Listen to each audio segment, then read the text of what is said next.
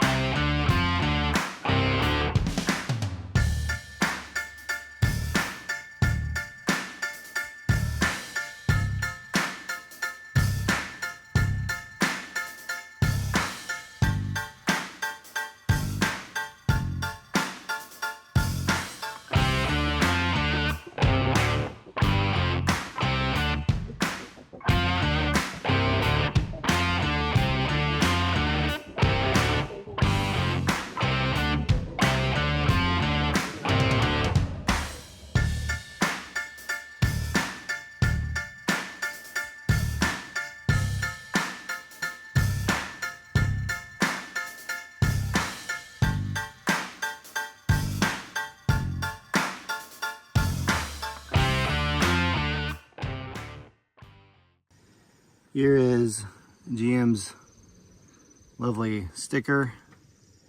You can see this guy has gross vehicle weight rating 10,850 pounds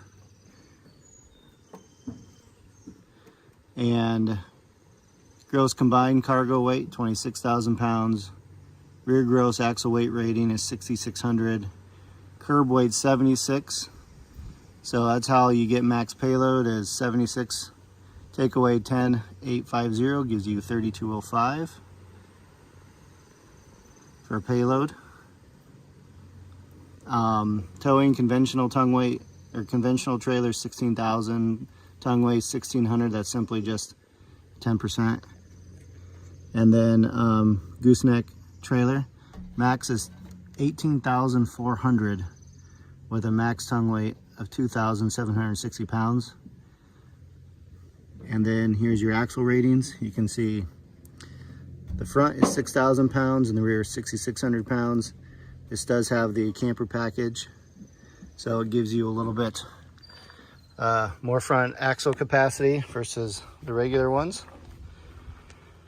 I was worried it would ride stiffer, but as you'll see, in my driving impressions, I think this one rides smoother.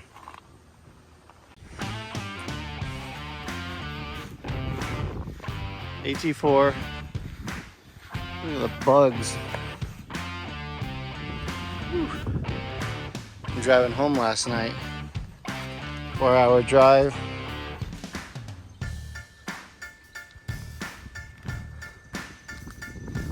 There's HD in there. Gmc. My 500 badging. Little marker lights. See Gmc on them. Of course, this is the 6.6 gas, Allison nameplate, transmission, whatever that means to you.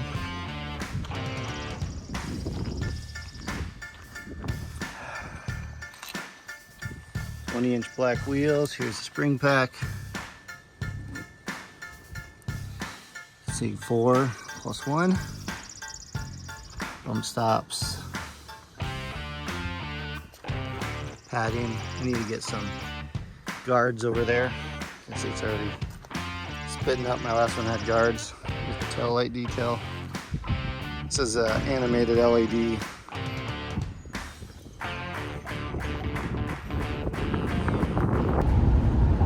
Okay, whatever. So cruising along. You can see 89 miles is all on it so far. I picked it up and it had 7 at the dealer. I'm not really going to go through a review necessarily of, you know, any of this stuff. Obviously, it's there's plenty of videos like that online. But what I will say is a couple first impressions of going 80 some miles thus far in this. You can see it's kind of from the dealer, just threw crap everywhere. We'll get that organized when I get home. So first thing I noticed right out of the gate, and I test drove some Silverados. I've actually never been in a new AT4. Dealer near me didn't have one, so a little leap of faith. I figured Silverado's close enough, right? I knew there's some subtle differences, so like this is a little bit different. Silverado, this is just wide open. GMC put the trailer brake control here. Silverado's is here, but GMC gives you this big cool metal push button. It is metal, by the way, it's not plastic. I don't know, this people kind of giving flack about that. I haven't used it yet, we'll see. It would have been preferred if it was somewhere else and that could have been storage, but whatever. So the first thing I found this pretty much right away when I went to adjust something on the screen. Can anybody see? Yeah, for some reason the shift here blocks some of your screen access.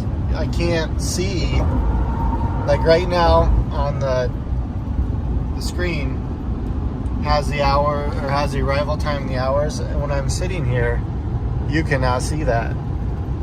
Also, you have to, if you want to reach down to the volume knob, so the volume knob's there.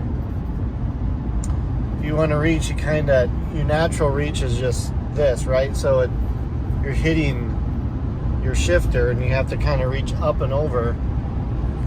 It's a little weird. Takes some getting used to. I'm not necessarily complaining about it yet, but I feel like GM designers probably could have, I don't know, thought something different. You know, I was sitting here contemplating, because that's what I do. You know, if you move the screen over a little bit to get it out of the way, well, this wide screen is already kind of a long reach as is. I'm a little ways away from reaching that if I just extend my hand out. Okay, I had a little more time. Was able to get some chicken strips, some ice cream. Celebrate the purchase, I suppose. Yeah, this thing definitely rides better. There's no doubt about it in my mind. I don't know if it's just being 40,000 miles newer and 4 years newer and new diesel or no diesel, and I don't know, but anyway, it just rides very smooth. It drives so light and small. It just feels, like I said, it feels like I'm driving one of our half-ton trucks and not not this big 7,500 pound AT4. But the bigger thing I want to talk about, I've noticed, and the thing I was most concerned about and what everyone's asking about is what's the power like, and you're going from a diesel. Well, obviously I'm only at 140 miles, so I put another 50 on here since my update earlier in this video, and I gotta admit the power is very surprising. It's relatively zippy. It doesn't have that kind of turbo lag that the diesel has. You know, you kind of push it and it kind of starts going, and then it kind of lunges forward once it kind of spools up and kicks in a little bit. But this is pretty much instant, and obviously there's no trailer. We'll see that.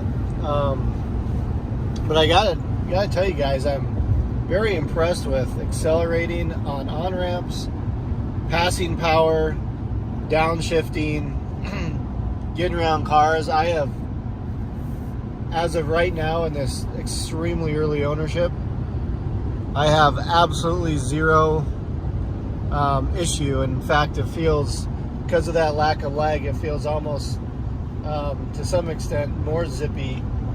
Obviously once the diesel gets going it can take off, but it feels really, really good.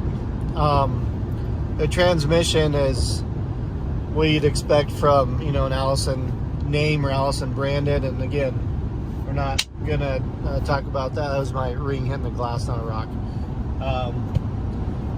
But it's buttery smooth. I'm not sure I've ever felt a shift yet.